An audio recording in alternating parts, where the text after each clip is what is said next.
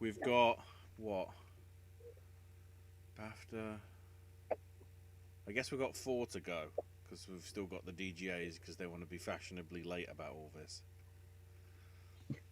So we're getting to the closing end. But yeah, this is the as you saw in the thumbnail. Can you tell I do these in Microsoft Paint? Um, uh, Covering the PGAs and the WGAs from 2 weeks ago, and then tonight SAGs, which it's interesting how they did cut it down in the presentation, because obviously they didn't broadcast the WGAs or the PGAs. We just had to look for the people that were invited to the Zoom calls to their Twitter feeds. But I think they dealt with it very well. I was interested how they cram it into the 60 minutes or so, and they actually did a relatively decent job. Yeah, I think the only backlash is going to come from the obvious, which is when it's like, oh, this is all the stuff we've done during the pandemic, the really really rich people stuff. Well, yeah, it's like, the one bit I put it in the Discord chat, just as notes for you guys to possibly feed off of, apart along with the no shows. When the president of SAG-AFTRA came on and said it's been a hard, terrible year for all of us, literally behind her, a giant bottle of champagne and a champagne glass. It's like, yeah, yeah, it's really hard. How much did that cost you at Walmart? Oh wait, you didn't go to Walmart for that. Yeah.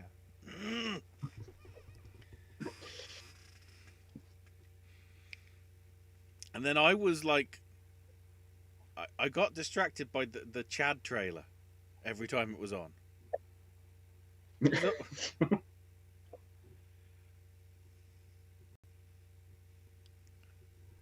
Like, I don't know what the concept of that is. I've read into it. Apparently, Fox, dropped it as a concept 4 years ago, but TBS is just possibly just desperate for content. That and Marvel That makes movies and the wrestling, and that's about all they've got. sense. It felt very. I felt like I was having a flashback to old award seasons because I watched it on TNT, and the lead-in on TNT was Bradley Cooper's "A Star Is Born." Yeah, that's why I watched that feed. I was like, I don't want to see Big Bang Theory. No, no. At least something good, please. So yeah, cold open. Hi, I'm Ashley. That's Owen, and that's AJ. Damn it! Oh shit! Nearly had an incident. Right. So just to be really confusing about these things, we started off with the Stunt Awards on I guess the pre-show on YouTube, which I didn't even see. Thank God for Wikipedia and the bold function. Um, so on the TV category, unsurprisingly, they went with Mandalorian, which we all went for. And then on the stunts, they went with Wonder Woman 84, which meant I Owen dropped a point because he went with Five Bloods. But to be honest, it's like, yeah, I don't agree with Wonder Woman winning this, but the problem is it's the Guild, so. I love that when we were predicting them, I prefaced that category with there were two shit options, one of which it was probably going to be. Even though they didn't air them on the actual show, they had the decency to include these stunt nominees in the montage at the beginning, Yeah. and they chose just about the shittiest Mulan clip they possibly could Yeah, have. oh god, the green screen, yeah. At least with the Wonder Woman bit, it was like, okay, that actually looks like a stunt. The Mulan stuff was just like, that, that's somebody on wires, but in front of a really dodgy green screen. Jeez. It made it look like she was about to miss the horse, and not in a suspenseful way. Yeah. In the this effect is fucked up way. Next up, well, the first award after all the various "Hello, I'm an actor" stuff. They started off with the miniseries TV film stuff, where we got the confirmation Hugh Grant does play a British guy. Yes, never change, Hugh. Never change. And I want to say, unsurprisingly, Mark Ruffalo won, considering he did play two different people. Yeah, I went against that because usually after we've had kind of a full season, it's kind of like SAG is usually the one that wants to throw curveballs in TV just to see what happens. And it turns out that, I guess apart from Bateman, I guess, if you can even call him that, it was not the TV section that was wanting to throw curveballs tonight. AJ, you went with Ethan Hawke. Owen, you went with Hugh Grant. And David Diggs no-showed. Great. It's literally a Zoom call, plus, oh, I don't know. You were literally presenting an award on this show. Why were you too busy? To be fair, he did get a whole segment where he basically described how he cannot be bothered to do Zoom calls. It's your own fault. It would have been great if somebody won, and it's like they couldn't be asked to show up to a Zoom call. So don't expect them to be at the Oscars when they've actually got to show up in person.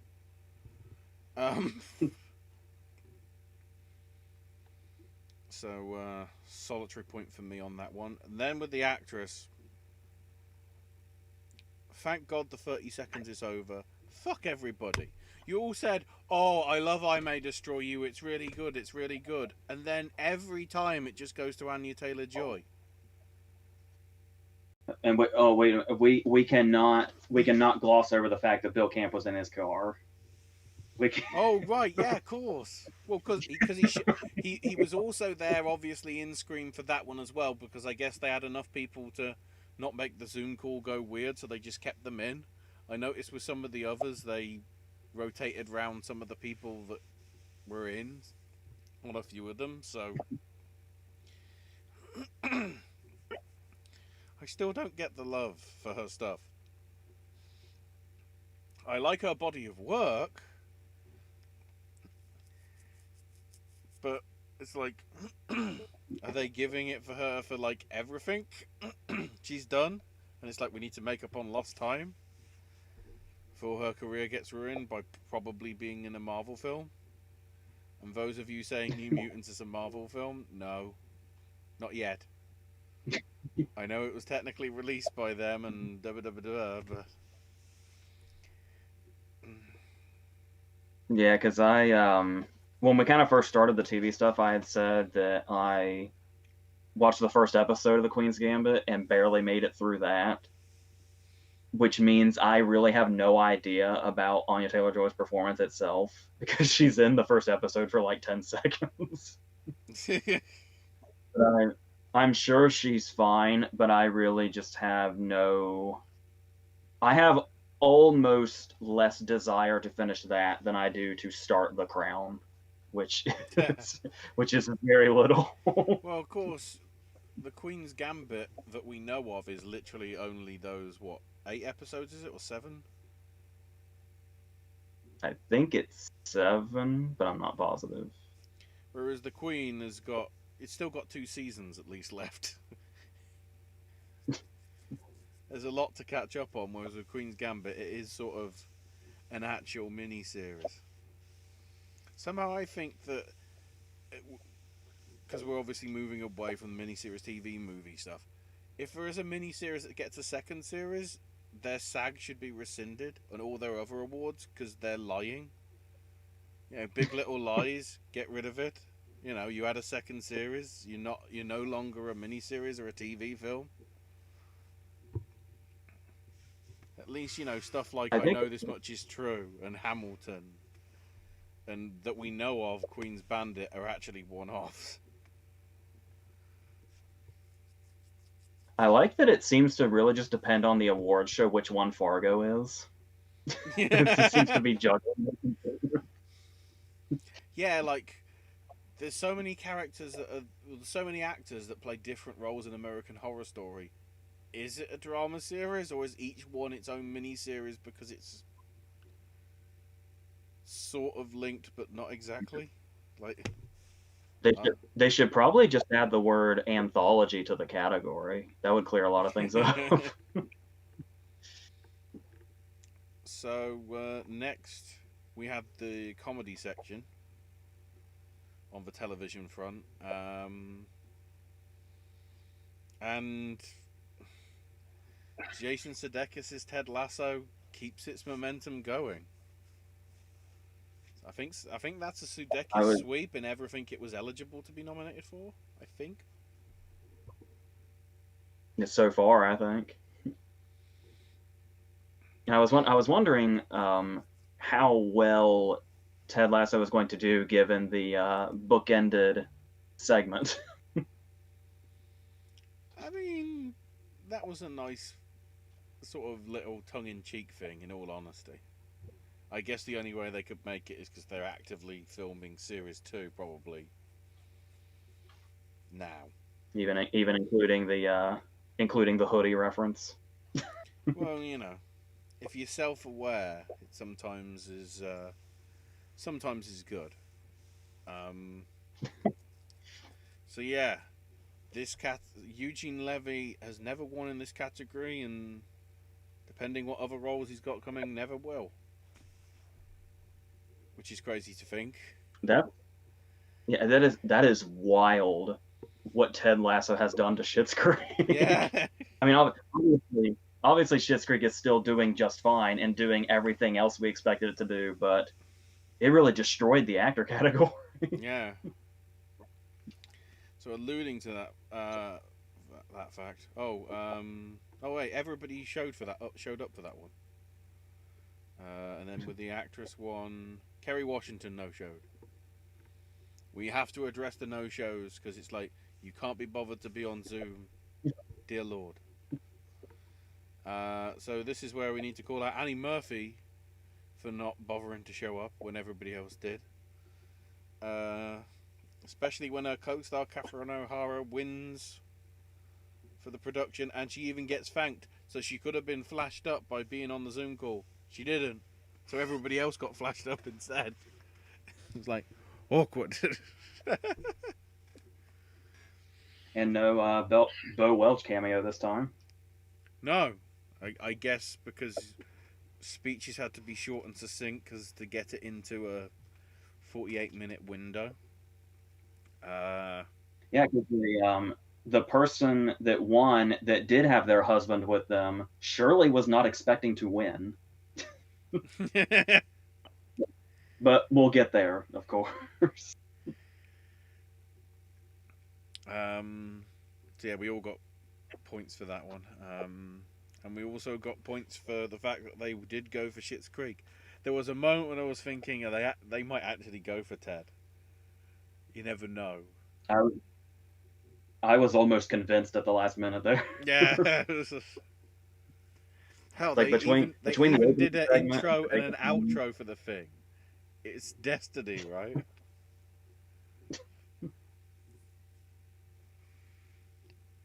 So yeah. Then they transitioned over to supporting in the film stuff, right? I think. Yes. Yeah, so supporting actor. Is it fair to say that Kaluuya has won here for the Oscars? It's like the I'm going to say it's the 95% because you never 100 in this game. Yeah, because I'm still stuck on my theory of I wonder how many of Kaluuya's votes are going to end up going to Stanfield. Mm. But yeah, I'm still pretty sure that Kaluuya is going to be flying.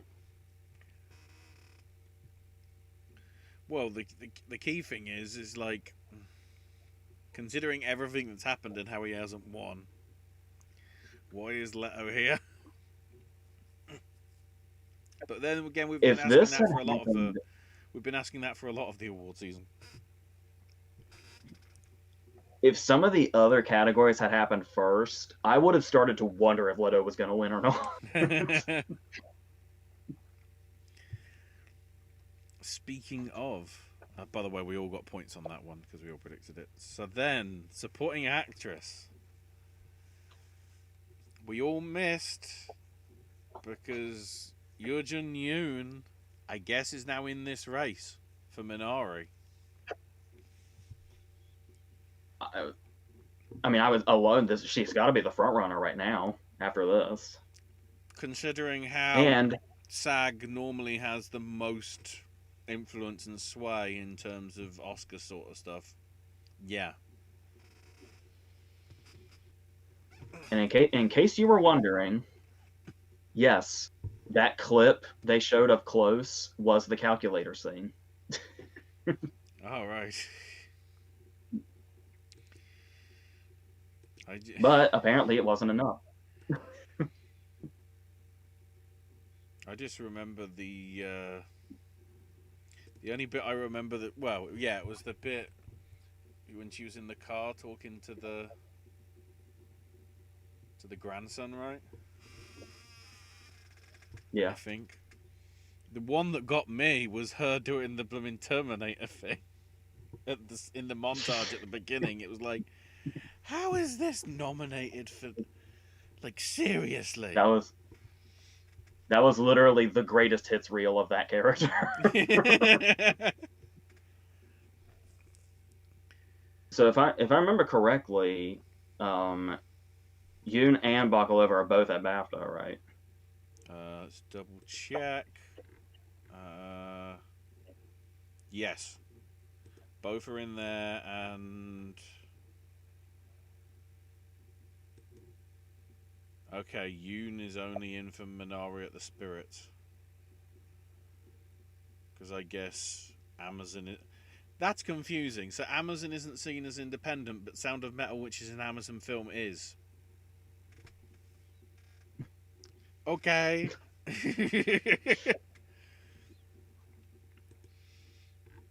So it's not over, but this is really good for you. Like, this puts her like at the front right now.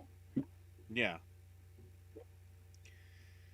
And funnily enough, I kind of thought that was the a lot of people were going into ensemble thinking Minari, and it was at this point in the night where I kind of thought, yeah, that's probably true. I noticed Bry going in chat saying, "What can I say about tonight?" Yeah, and all that. And even with the SAG win for Yoon, Glenn Close could still win the Oscar for the career win. I mean, possibly, but I don't know whether, considering SAG is a heavy proportion of the voters for the Academy, at least for the acting categories, it could sway it. Yeah, because you kind of want to come away from this saying they were just feeling really weird. But this is as far as like acting goes, especially, this is our first industry award. So there's a lot of weight to who's walking away with these. But at the same time, we've seen SAG give stuff to people that aren't even nominated. So this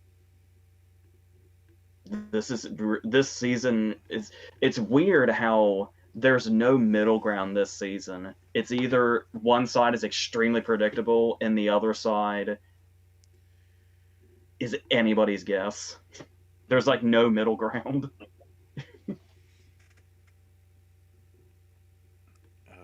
So then we moved back over to the television to finish that off. So the drama stuff. Best actress. We had the right idea. We knew it was The Crown, but I take the win because Margaret Thatcher. I guess because it was a better. I guess because it was a better impression. I don't know. That's the second time where I bet against Gillian Anderson when I shouldn't have. But this was just win-win and lose-lose. Like just a nice blend of both of those things. Yeah. Also, Julia Garner no-showed. What's up with that? Hang on, I can't double check my notes because it's the window capture. Yeah, everybody in supporting actress showed up. So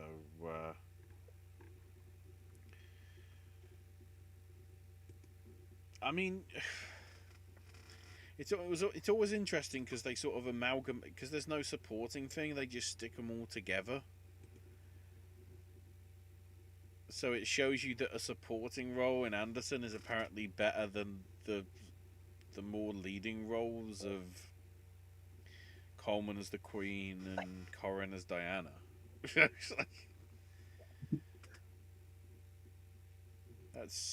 That's often a rarity, I think, in the categories for SAG, where supporting gets takes a jump over leading. And then Best Actor going to Bateman for Ozark.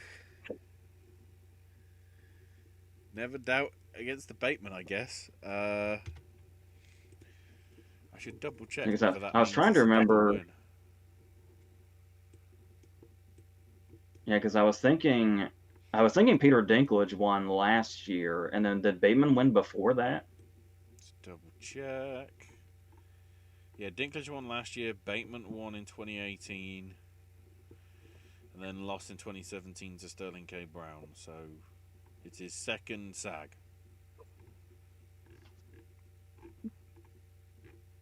By the looks of it. I went with him. I can't remember if it was the Globes or Critics' Choice, but I went with him somewhere. And of course I didn't to this time. Let's double check. Thanks to the spreadsheet we can check. That's comedy, was it? You went with Critics' Choice. Critics' Choice, you went with him. Globes? Double check if you went there. If I can find it in my spreadsheet. Yeah, I went with Bateman in the Globes. You went with Matthew Rhys of Perry Mason and whatever. But so we got him right. We just picked him at the wrong time.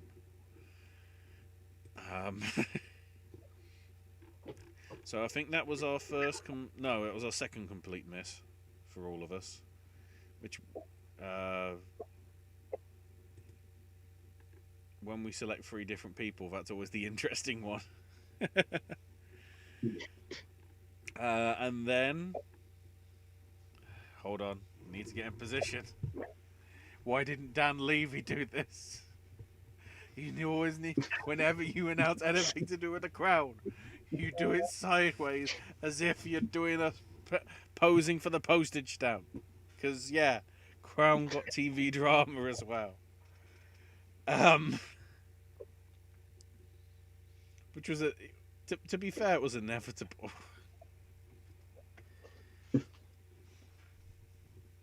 In all honesty, because when you have something like that which never got its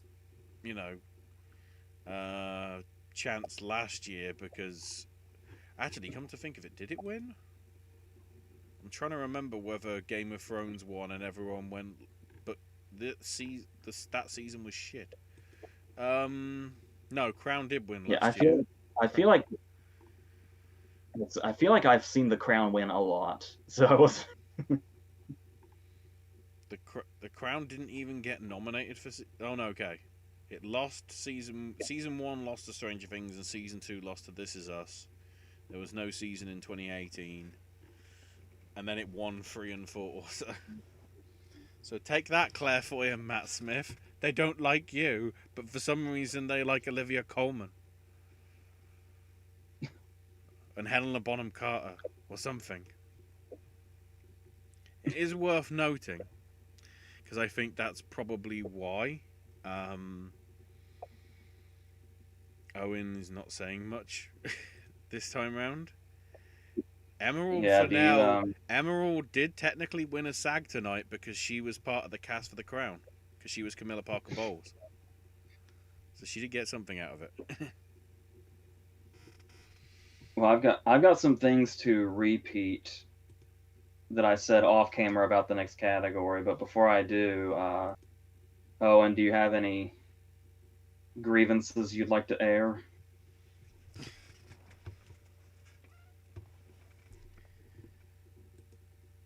That's a... I'm guessing that's a no because I was trying to look at chat at the same time. What I was saying before we started recording was, I mean, you want to talk about stuff that kind of just feels like it's coming from out of nowhere, that had no sort of like I don't even think we discussed Davis as an option, did we? And I don't know how much I can speak for other people, but I feel like this was pretty narrowed down. Well, for a while, and keep in mind, I always prefer the prediction would be like what I thought McDormand was going to win tonight, and Viola was going to win the Independent Spirit, and then Kirby wins the BAFTA, and it all goes crazy sort of thing, because all 5 nominees then have one award from the season to their credit. So then it's literally a case of actually what are we going to go for sort of thing. Because this brings in a new set of fears that I didn't have before. Obviously, like Owen, I am strongly Team Carey Mulligan. Well, that's where we went for her. I thought that going into this, and really the race in general, because of what we've been seeing, that McDormand was the threat. And because of also things that we've seen in the past, I'm not afraid of McDormand anymore. I'm afraid of Andra Day now. Oh. Because of what we saw with Regina King, it just keeps scaring me for many reasons. So if like McDormand also loses BAFTA, because at this rate I feel like BAFTA can just go random, because we were talking about how if BAFTA's winners are going to be as random as their nominees, but then it's like, well, it's a different type of voting, so it'll probably still be similar winner, like more predictable winners compared to what the nominations were. But now I honestly wouldn't be surprised if the BAFTA winners are really fucking random. So I honestly, and I know I've been so anti-Critics' Choice and saying don't use Critics' Choice as any precursor whatsoever because it's worthless. And that's pretty much the only thing Mulligan's going to be going into the Oscars with. The interesting thing is it's going to be intriguing to see how effective the campaign machines are working with a field that is getting awards from various different bodies and whatever.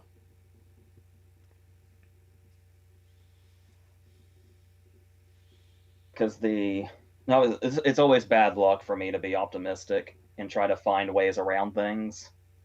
But if I were hypothetically to try to be optimistic and try to figure out a way that this could go in the direction I wish that it would, there's the whole idea. But then again, this could have, if this were the case, it would already be happening, you would think. But stuff like Affleck getting snubbed for director when Argo was in the race, and all the goodwill behind how did that happen? Now we really have to award him. Seems to be where Argo's picture sweep came in.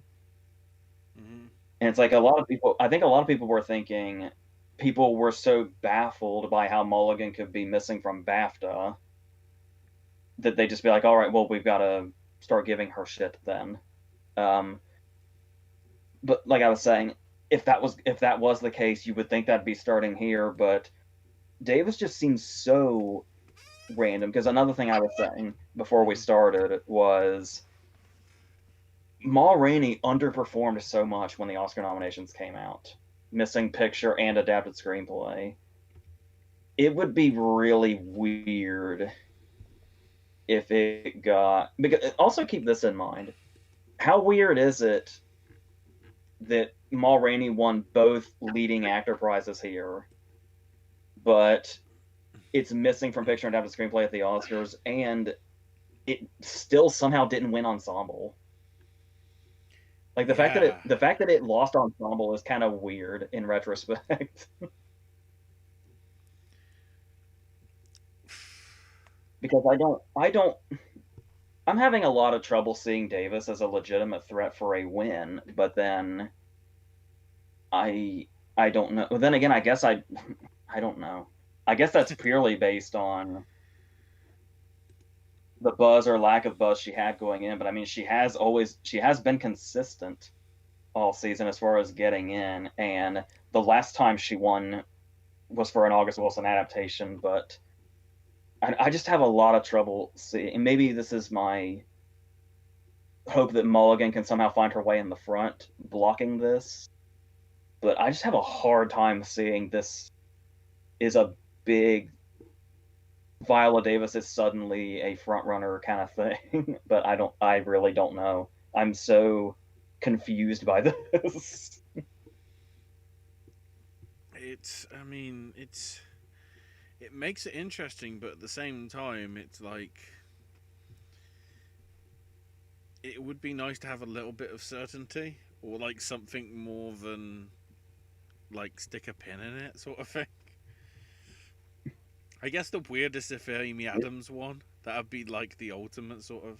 I mean, yeah, good for Amy Adams, but then also like, what are SAG thinking, sort of thing. Is Davis at BAFTA? Let's double check. I believe she is. No, she isn't. The only Kirby and McDormand are BAFTA bound. Oh my God, what is this season? I mean, once again, it figures we have a race this exciting, and I have a horse in the race. That's because we're usually praying for this kind of excitement. We hate boredom, but it's it's not boring. That's That is a fair point. I noticed Smurfy Boy saying earlier, you know, Kerry Mulligan in more trouble than Regina King because Mulligan's now lost to two people nominated at the Oscars, whereas most people chalk Boyce's BAFTA win to her being British.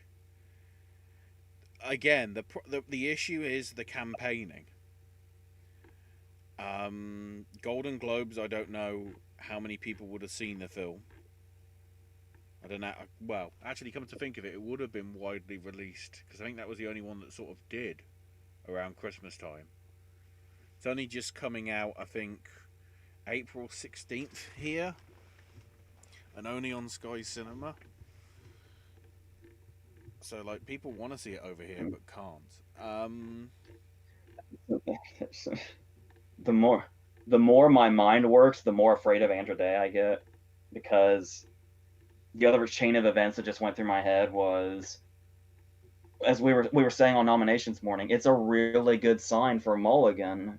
The Promising Young Woman did so well, with Fennell getting in director, it being a front runner in original screenplay, and getting into editing. But yet, I guess that's a contradictory thing to say, since the actress, the beloved actress that is the main focal point of the movie, that is just sweeping the picture race, doesn't seem to be at the front. Seems to contradict how they feel about the movies in general, meaning translating to who has the shot to win for acting. Oh God. What I'm a little confused, it says, you know, most people chalk Rachel Weisz's BAFTA win to her being British. Well, the one issue I have with that is that supporting. So it's sort of a different category, but then who won that year? Who won 2018? So 2 years ago, who won the Oscar? Regina King. Oh, which is where she wasn't even listed. So, and Yeah, she got snubbed entirely. She won the Globe and got snubbed by SAG and BAFTA and still won. Yeah, and that's what's terrifying me about Andra Day right now. But of course, with that, the favourite, it's arguable as to who you vote for. British would probably vote for Weisz over Stone because she's British. But I'd say probably overall, Stone's arc in that film is the more interesting. Whereas, obviously, in a leading role that's getting recognised by a lot of other people, but with all the diversity things that have been brought in by BAFTA, it's weird that she didn't get picked as like one of the white women, as most people will probably look at it because of the whole, you know, Oscar's so white, BAFTA's so white from the last few years. Smurfy Boy also added, hang on, wrong tab, there we go, switching over. Davis has the biggest narrative. If she wins, she'll be the second black woman to win Best Actress and the first black woman to win Lead and Supporting, and the first black woman to win 2 Oscars. I mean,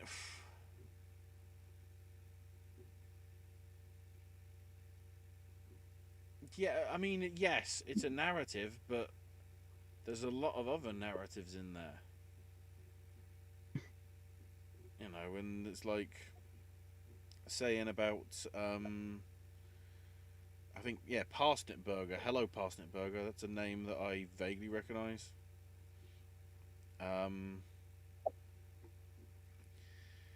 I told you guys last time, McDormand literally just won, and it's rare to have another win so soon, especially since it had tied Merrill, and it took Merrill a long time. I know Christoph Waltz won, but I think he was an outlier. My question is Tom Hanks. Why is everybody ignoring Mahershala Ali when they say this? We have heard this fucking 3 times now, and nobody mentions Ali. Now, you do have an argument if you're talking about leading. In that case, yeah. But then, of course, Tom Hanks, who won back-to-back years.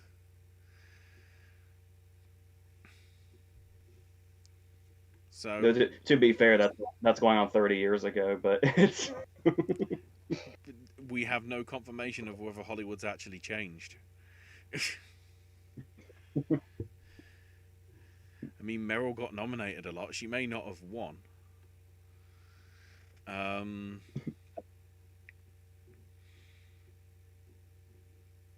Reason why Davis might not win the Oscars because she just won for a performance based on an August Wilson play.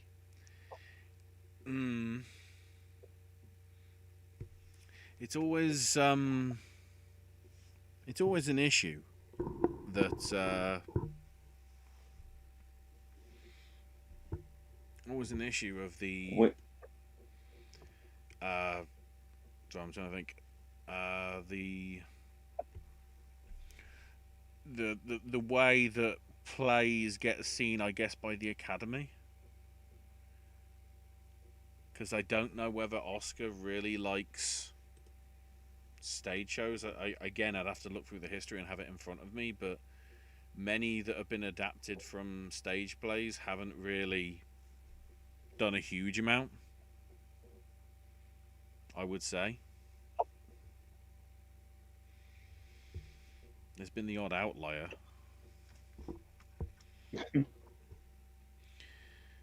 uh, so then actor, which went well, as you sort of already alluded to. There, AJ Bozeman wins again, and a nice succinct speech from his wife as well, which I think was dealt with very well. The in memoriam stuff, which was obviously headlined by him at the end, was very well done as well. Shout outs to Yapet Koto. Yeah. Live and Let Die Yeah. made it in a SAG award thing. Yes. There was a lot of interesting twists in there for Tiny Lister. Little Nicky was in there.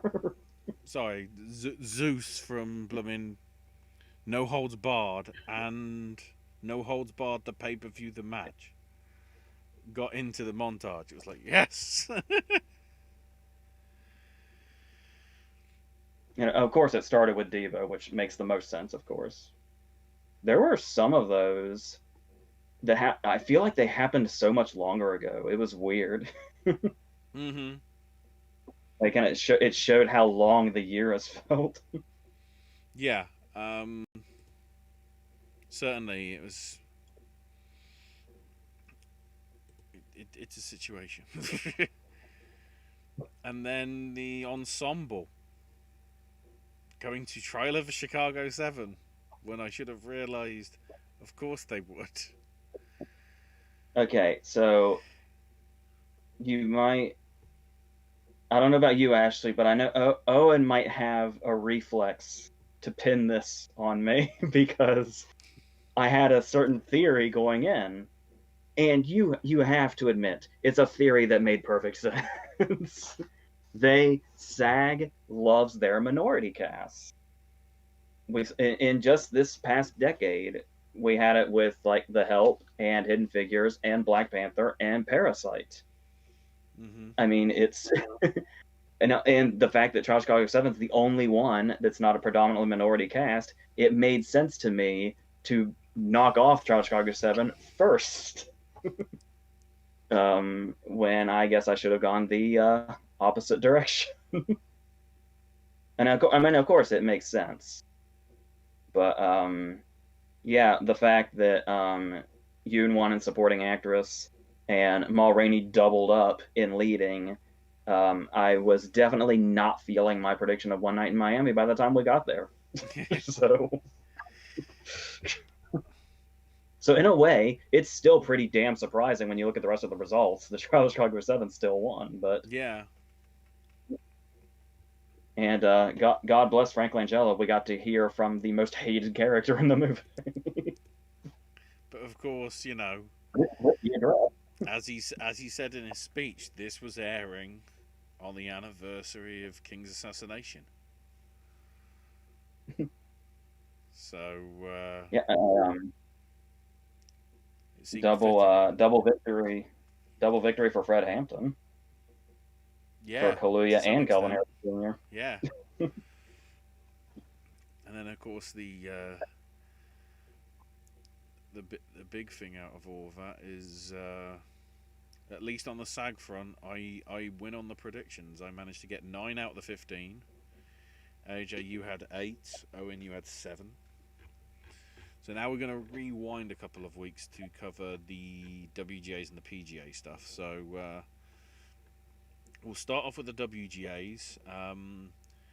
Dissident won for best documentary scripting, which I sort of talked myself out of that, didn't I?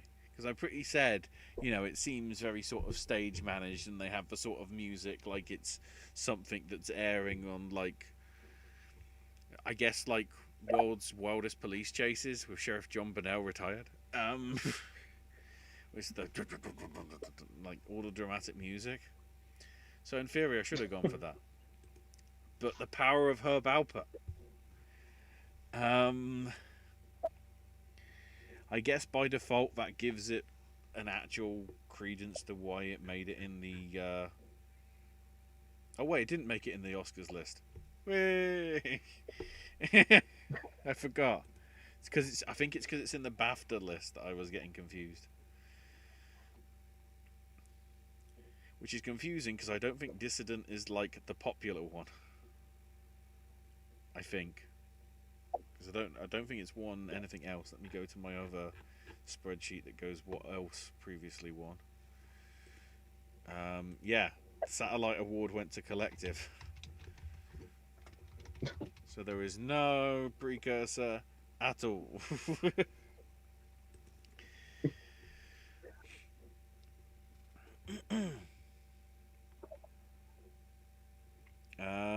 Right.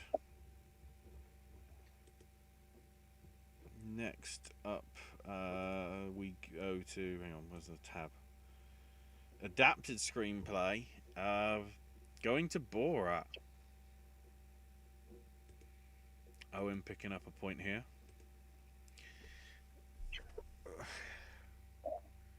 Of course, the outlier with this is Nomadland, which is probably one of the stronger favourites. Wasn't eligible for this category. Nor was The Father. No. And I think I said in the last video, and I cautiously repeat, nothing seems to be stopping Nomadland. And usually the only thing that stops a suite like this is the SAG winner, and I don't think the Trial of Chicago 7 is going to be stopping Nomadland anytime soon. Though this is a nice, strong showing for it after it's been kind of falling behind a little bit. Yeah. But I was saying that assuming Nomadland is basically already finished the race, it can do so with director and cinematography alone. Yeah. Like you pointed out, Ashley, Spotlight only won original screenplay. Yeah. And the number of wins have been getting lower. Like Moonlight only had Ali and adapted screenplay. So the thing in Green Book only had Ali and original screenplay, I believe. What are the chances that Nomadland loses adapted screenplay, specifically to The Father? Ooh. Because remember what I was saying last year. I don't want to repeat my luck or anything. But when I kept saying about Parasite that it had no detractors,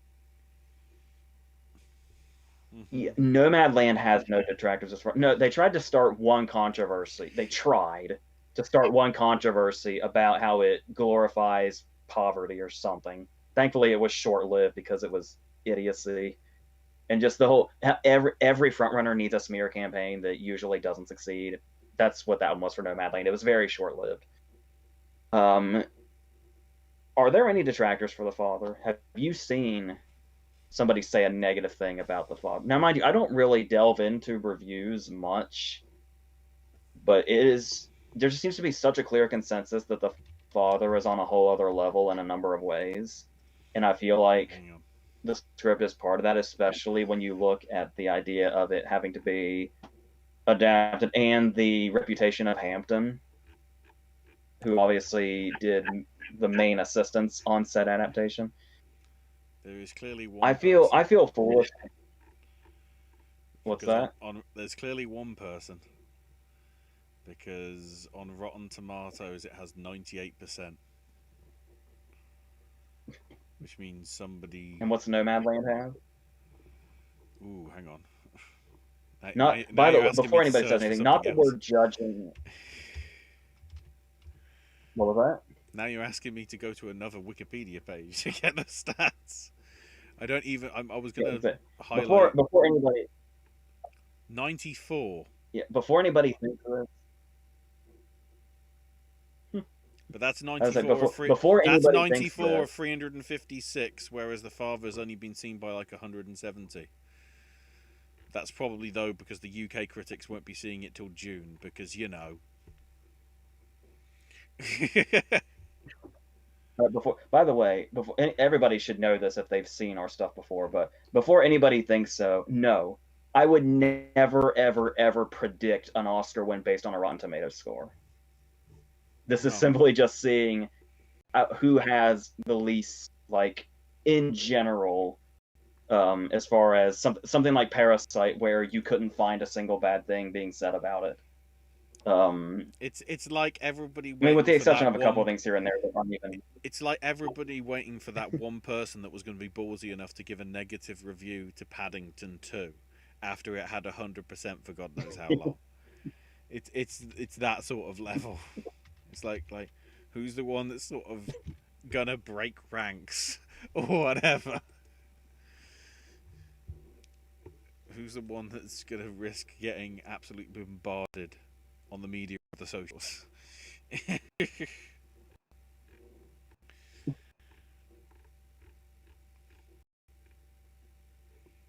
So okay, 188 fresh, 4 rotten, of which it's a neat conceit. The trouble, it stops there. It never finds that level of the fantastic or allows for the kind of magical thinking necessary to escape its dreary reality. Hopkins and Coleman may be at the top of their actorly game, but they both deserve better material. That's the only one with a score out of the 4, giving it a 2 out of 4. So, but generally, I mean, I don't want to go all out fanboy on the father and say those people are dead wrong, but I can say I strongly, I can say I strongly disagree with those people. But yeah, yeah. but that's obviously getting into something else entirely. So So then on I said the that's not even really yeah. related to their awards or anything. Just So then on the original screenplay front, Emerald Fennell wins for Promising Young Woman, which, let me double check on my what won before tab, which of course is with the letter B and a 4 because I be from the street.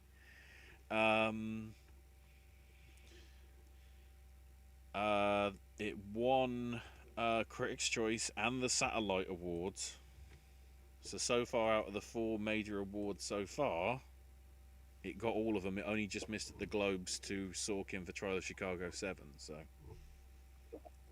that seems to have the most momentum behind it as it stands, which is good to see. it is worth noting we can say these previous wins, but the most thing to note is what has won an industry award so far. So Promising Young Woman is still in a very good place.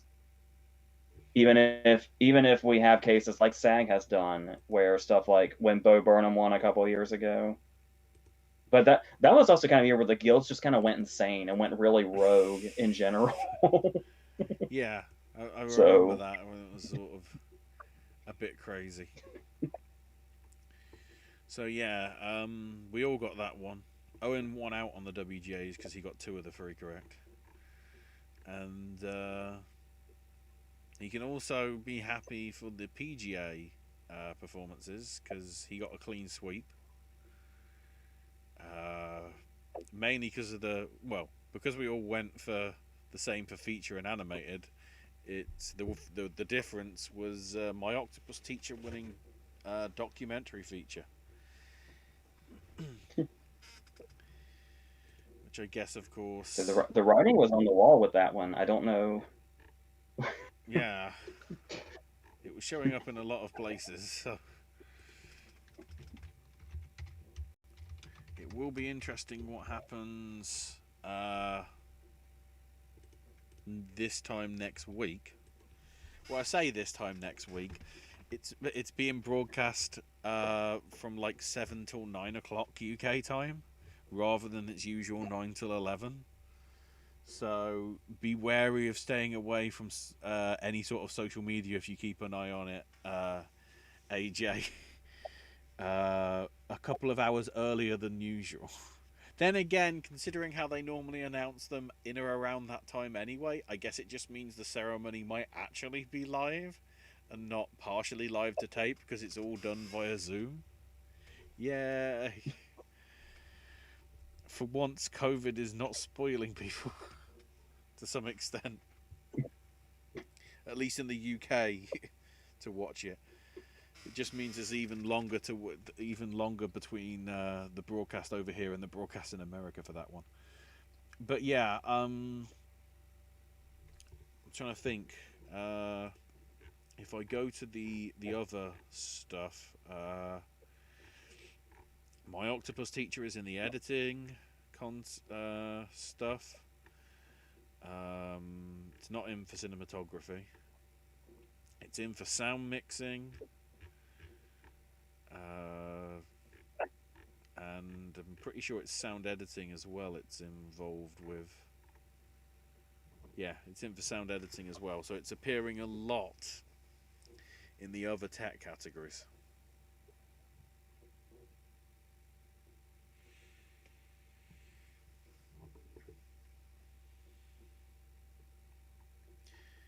Did we about? Go ahead. Did we about do this show in the amount of time it took the SAGs to do their show? Roughly, yeah. Because we might as well just say animated feature film went to Sal. It's Sal, damn it. Forever Sal.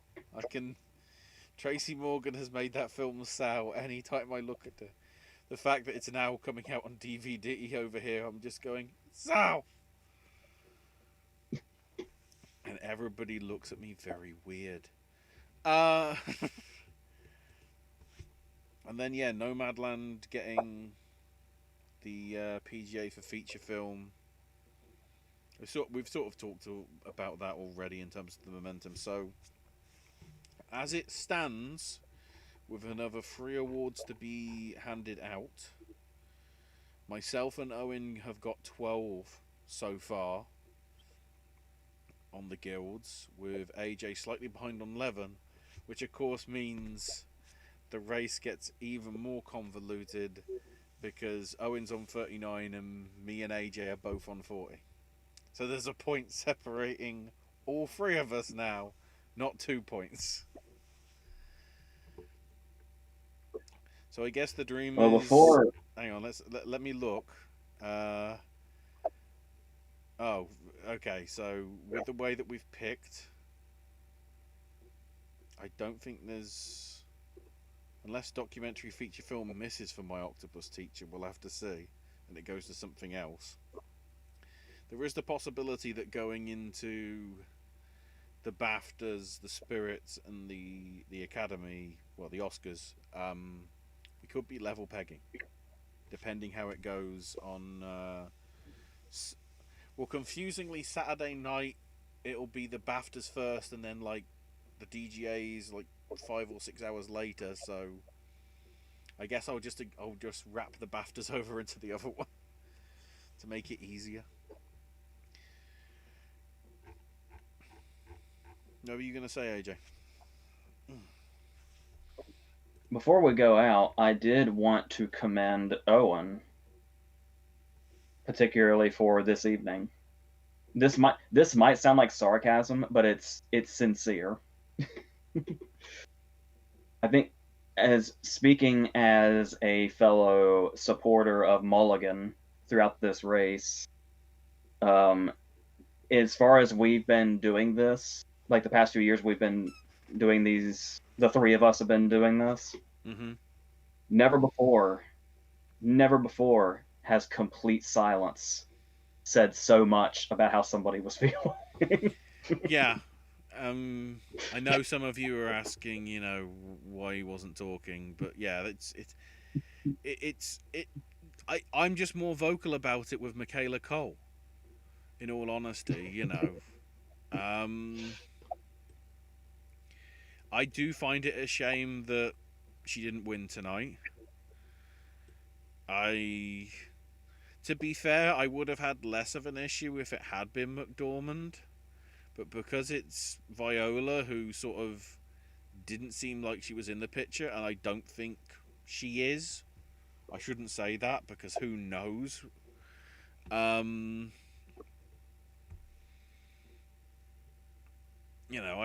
want to see. I'm just trying to check. Carrie.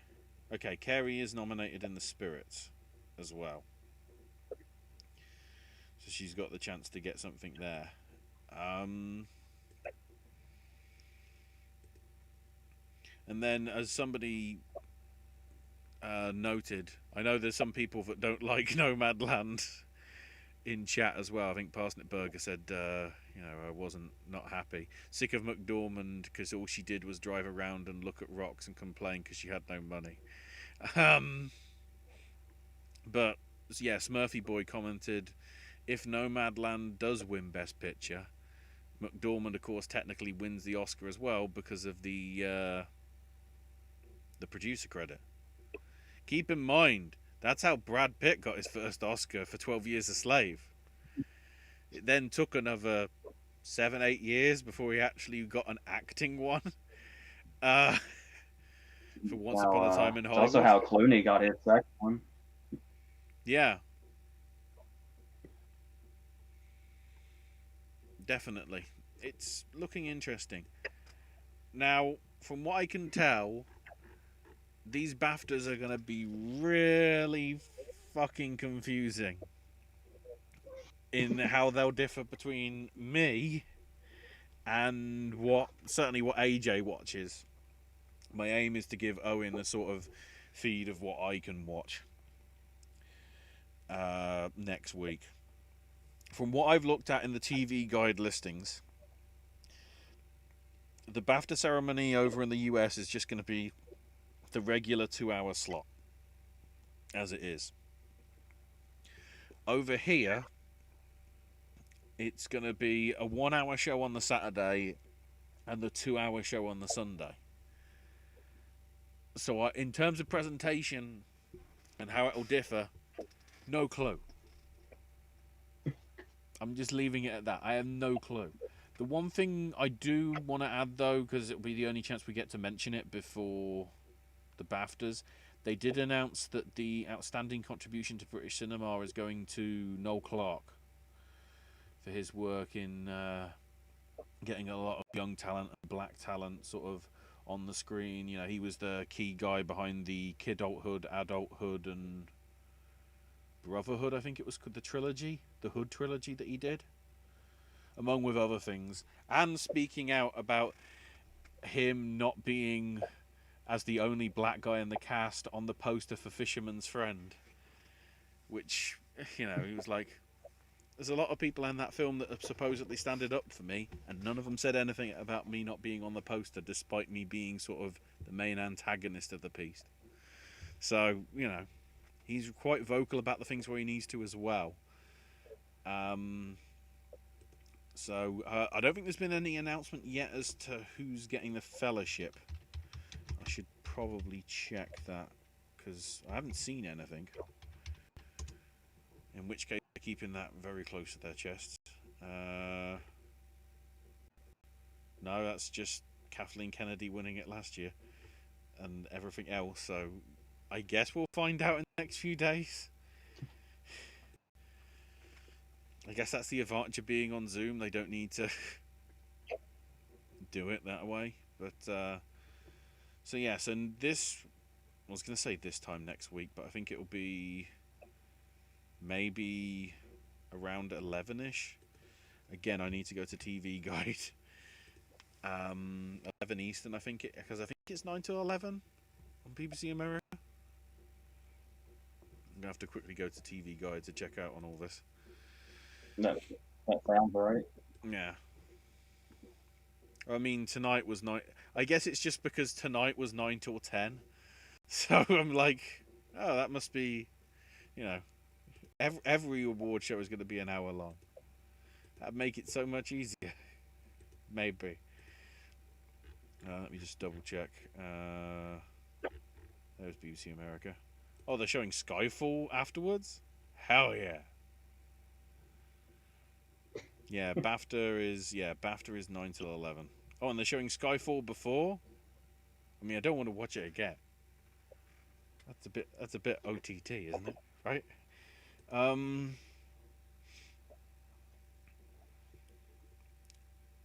So, yeah, I think that's everything for now. Thanks to Parsnip Burger.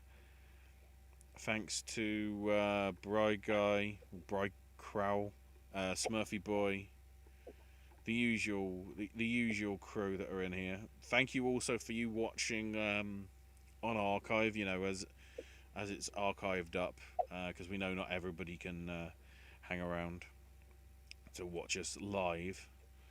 For every single one. Maybe the Oscars. That's when you push the boat out, sort of thing. That's when you have the bottle of champagne and the glass. I'm gonna have to get some knockoff like fake. I'm gonna have to get one of those like party popper things that's supposed to be a bottle of champagne and just put it in the bag. And then I can legit go, I'm an actor.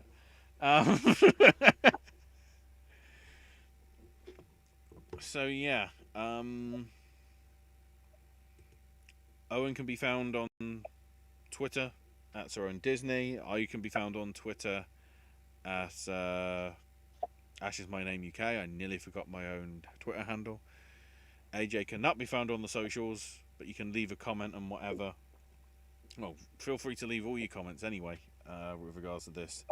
So, 3 more, 2 more predictions, 3 more, I guess, reviews / live reactions to the Oscars coming up over the next 3 weeks? Yeah, 25th of April. So the next 3 weeks. Be prepared, everybody. And in a world where there are far numerous podcasts out there, we're happy that you joined us for a Popcast this time around. Thanks everybody for watching. Thanks everybody for listening. And until tomorrow, boys and girls, that's all we got to say about that. Oh, hold on. There it is. Get the product placement in. Yay.